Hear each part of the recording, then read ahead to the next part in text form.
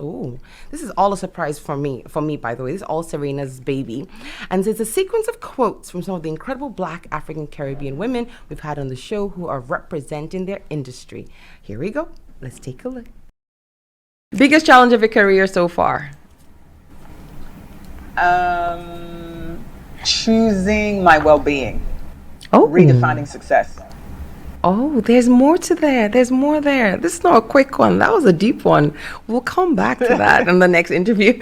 Secondly, biggest highlight of your career so far, all throughout your entire career. Meeting Winnie Mandela Yeah, fantastic. in Philadelphia. That's also deep. We want to talk about that more. There's so much to you, Esther. I thought this was going to be an easy interview. No, there are levels here. There are layers. Oh my God. There's levels. Yes, yes. I was thinking, I was looking at some of the content and all of that, and I was thinking of the concept of Sankofa, Okay. that form of looking back to move forward Yes. and having the ability to go back in the past and get that which was forgotten.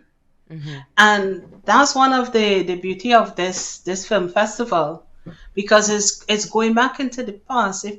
Like some of the movies that are featured are really about the past, about the pioneers. Yes. So we're actually going back to the past, but we are moving forward now in Scotland. Yeah. When Rush Generation came, most of them stayed down south, but there are a few that Came up ventured further north. And so we're trying to get into that to find out, who is connected to that. And I was able to connect with one person whose grandfather actually came on the Windrush, that lives in Scotland, Wow. Jamaican heritage. Wow. So it's actually bringing forward those stories, but also I think in a way leaving what didn't work back there Yes. and moving forward with Yes. what would work for Yes. us and what will serve Yes. us Yes. best. Yes. And that's my desire for the legacy of being involved in the festival and increasing the audience in the festival. Because I was telling my peers in the union, this is not for Black History Month or for the Black people in the union. Continue. This is for all of us. Yes.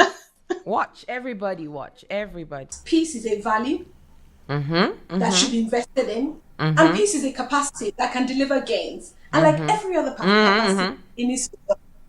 So the question is, when we say peace, what factors make peace? How do you distill that picture into Idea. practical, everyday tools, kits, capacity that can enable us to facilitate development, meaningful coexistence, say for instance, in Nigeria and generally.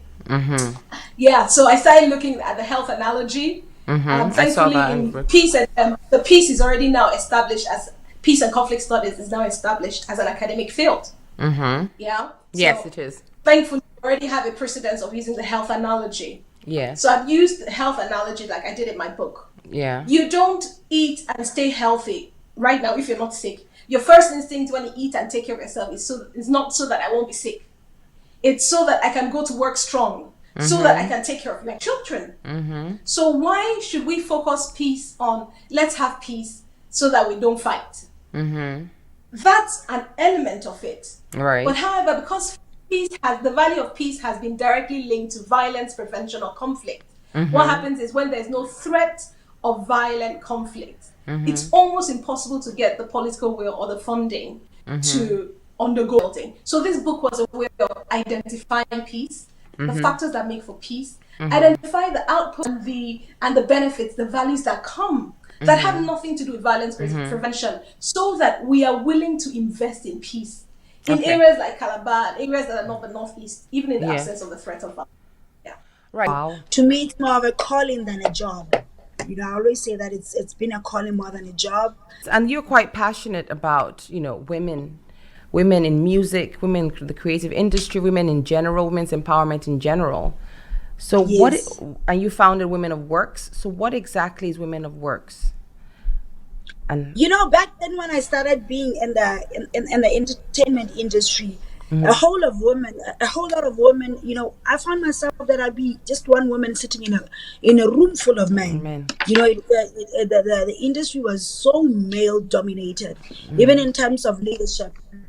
Music business, you'd find men leading, even in terms of decision making. Yet, when it comes to execution, we find a whole lot of women, participating Doing or the actual partaking work. yes, in the creative space. So now we get to see a few other women now, or a few platforms that stand out to represent women. So when Women of Works was formed, I found that particularly myself, I was becoming like a beacon of hope to the girl child in Botswana. Okay. And when I looked around, there were not so many Zenzeles that were coming up. So I decided to come up with Women of Works Botswana, a movement that would advocate for women that are in the creative space. Because most of them were there, but nobody was identifying them. Nobody was willing to give them a platform to showcase the different talents that we have as women in the creative space of Botswana. And that is how WOW was birthed. Right. In 2018. I want to encourage women out there who've got different talents, that hold talents, because I live from what started as a passion, and then now it's a full-time job. I'd like to encourage any woman or any younger girl who's out there to say there couldn't have been any better moment for motivation or for inspiration than this day, as we celebrate Women's Month, a month of women that celebrate women excellence. And I'd like to encourage any woman who's out there and thinking, how do I start about it? With me having kids and having to buy cakes from a brand that I didn't really like. So I thought I could bring value.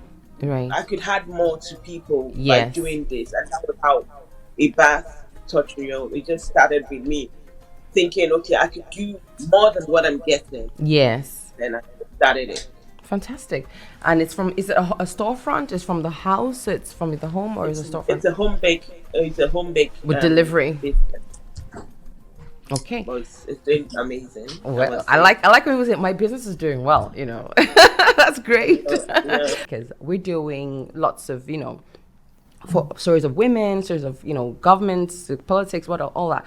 Are we LGBT and minority groups? Are we including them enough in African film, or are we just starting? Do we have to wait? Do they have to wait their turn, so to speak, or do you think it's ready to go?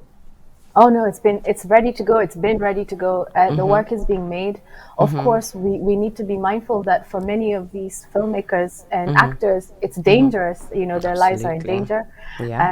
And they often can't even screen the work in their own countries. So for example, a film we screened last year called I Am Samuel has now been banned in Kenya, and it's about a gay man living in Kenya. So we do have to keep that in mind. The work is being made. I wish it was more. And we do have a Queer Africa strand at the festival.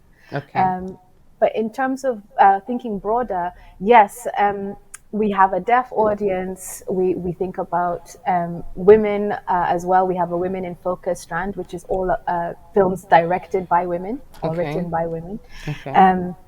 And to even go broader than that, I'm trying to lead the organization into a more interdisciplinary space. And so one thing we did this year is we partnered with the Scottish Poetry Library and the Obsidian Foundation to commission 3 Black female poets to write new work in response to the COP26 climate change summit. I didn't want to just do what everybody else is doing, which is like screening films about the environment and so on. That's important, but I think it's just as important to create new work and to give people finances to create that work. And so I'm very proud that we were able to world premiere 3 poem films at the festival. And we also have a video essay that looks at environmental racism through the lens of horror films. And that's going to screen on the last weekend. Pause. Let me get my head around it. Can be a bit of a postcode lottery in terms of, the teachers. I remember I had a really inspiring teacher who was really inspiring to me in terms of music, you know. And it's funny, and I didn't think about it at the time, but I think about it now, and I think back, that, you know, he really influenced me in terms of music and creativity, and again, how music can tell a story about other things in life and all that sort of thing. So, you know, some people will have brilliant physics teachers, and that will inspire them. You know, so there can be a bit of a postcode lottery, but I definitely think that the education system could do a lot more about just, I guess, relaying that STEM can really open doors to a number of careers, and it isn't just about the obvious ones. It's not just about an engineer or medicine or working in a lab. It's gaming, it's fashion, it's sustainability. A lot of young people into journalism. Music, tech, sound engineering, you know, you name it. Really. Honestly, it's everything. And at the end of, you know, that brings different perspective to it. So in my own case, during my PhD, I did research around vaccines, like the MMR vaccines. That was one of the case studies I looked at in my PhD. So when COVID came about and when the vaccines came on, I saw that there were so many research from different parts of the world, different countries, different communities, everybody throwing in research. Doing something, I wasn't hearing research from the African communities or the ethnic minority communities. And I did wonder why that was. And the question threw itself right back at me, that if researchers like myself, who is from the community, are wondering who is doing it. Who would? Exactly. You know, and I was at a conference 2 days ago, and one of the questions I got from a professor in London was the same thing. Why is nobody researching vaccine engagement within African communities? And I did say I was researching it. My research is focused on Scotland, but he was really surprised.